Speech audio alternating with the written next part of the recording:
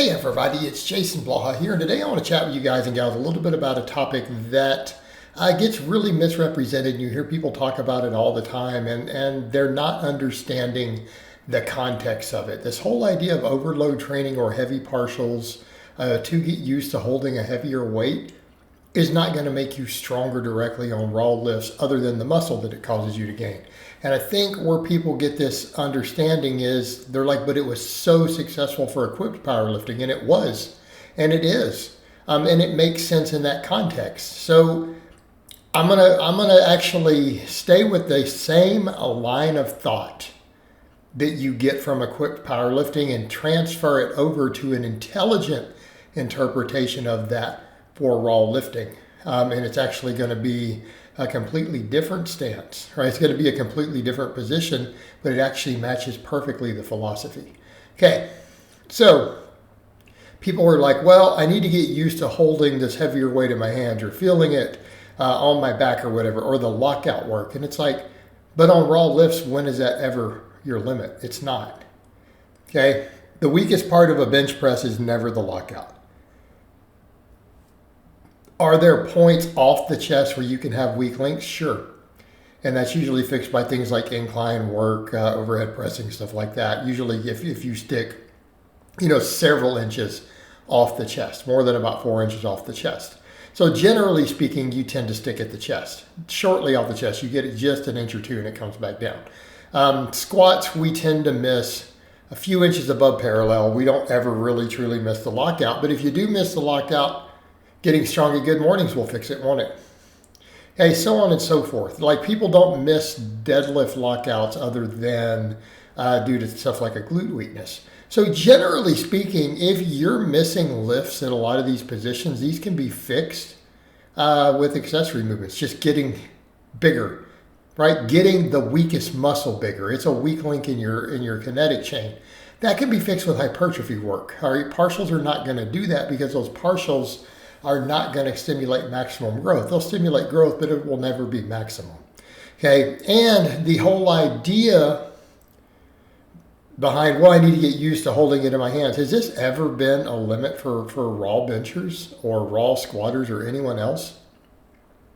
Okay, how many times has the raw bench press world record been set on the platform, not in the gym? The majority of them. The majority of those guys have never handled that weight in their hands. Okay? Let that sink in. How many raw squat world record holders have never touched that weight before till they got on the platform? How many of them come in and when they set a world record, it is literally a 50-pound PR for them? They've never touched even sometimes within 40 or 50 pounds of that weight.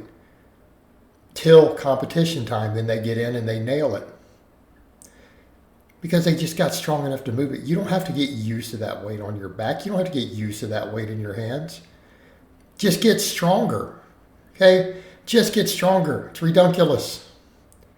And this has been proven over and over. And anyone who doesn't believe me, I mean, you just got the reality of the real world. Keeping in mind, a lot of times these really heavy partials are a different bar path. So it's not like you're even doing the same movement. Okay, right? If this were true, you guys wouldn't set gym PRs all the time. How many of you out there hit a 225 bench and a 250 bench and a 275 bench, a 300 bench, a 315 bench, a 450 bench, a 405 bench, okay? Every time you hit those PRs, did you have to get used to that weight? Or were you able to just come in and do it once you got big enough and strong enough to do it? So to suggest that we need to get used to these weights would say that every progressive overload, we have to do partials first. In other words, man, I can't do a 225 for 5 bench. It's too heavy. I'm not used to that. Instead of going from 215, which I did for 7, I can't go up to 225 because I've never held it in my hands before. It's just too heavy. See how ridiculous that is? No, you just went to 225. You didn't have to go get a slingshot and do 225. You didn't have to do board presses with 225 off a 3 board to get used to holding it in your hands. No, you did 7 reps with 205. You know you're good for it. You already knew you could rep it. You just came in and did it. Same thing, you guys watched me do that charity event years ago. What did I do? I didn't touch 570 on a deadlift for 8 or 9 months, anything more than 570. I walked in and pulled 625 for that breast cancer charity. Without touching anything near 600 in all that time, I just came in and pulled it because I was strong enough to do so. I've been doing lots of good mornings and other stuff. I already had like a 500-pound good morning. I did glute ham raises, all that stuff, right? All right, there you go. So here's the idea. But the thing is, it's for equip lifting. So all these partials are because guys are going to get 200 pounds out of a shirt or a squat suit or 300 pounds. They need to get used to moving that weight through the joint angles where the equipment is letting off. They're training joint angle specificity to handle those weights when the body will be forced to lift them and where. But it's not getting you where you're strongest. It's putting that amount of mechanical tension on the muscle that is specific to the task. So if you were going to do a variation of the lift and change the range of motion, for a raw lifter, what would you want to do? You'd want to put more tension. You'd want that same tension on the muscle,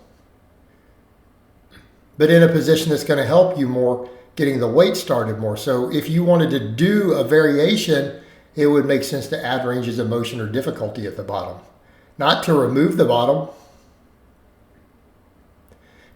unless you were training for explosive power, in which case chains and stuff make sense.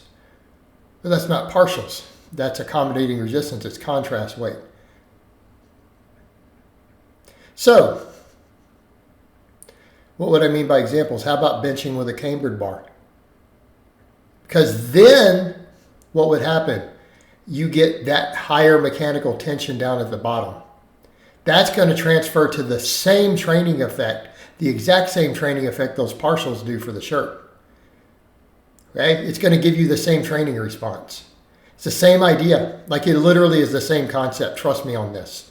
It will carry over the exact same way. How about a deficit deadlift for a raw deadlift? Pull off a 1 to 2 inch deficit. That will give you that carryover. How about squatting on a box that's below parallel? You break up the eccentric concentric chain. You have to learn to power out of the bottom harder. Use the hips more to explode. Okay? This stuff will help. These variations will carry over. This is what you want. So if you apply these conjugate methods like the partials for the equip lifting, you would do these other variations for the raw lifting, and they would make a lot more sense. All right, guys, but that's really all I have to say on that today. I hope it's been informative, and I'll talk to you guys and gals next time.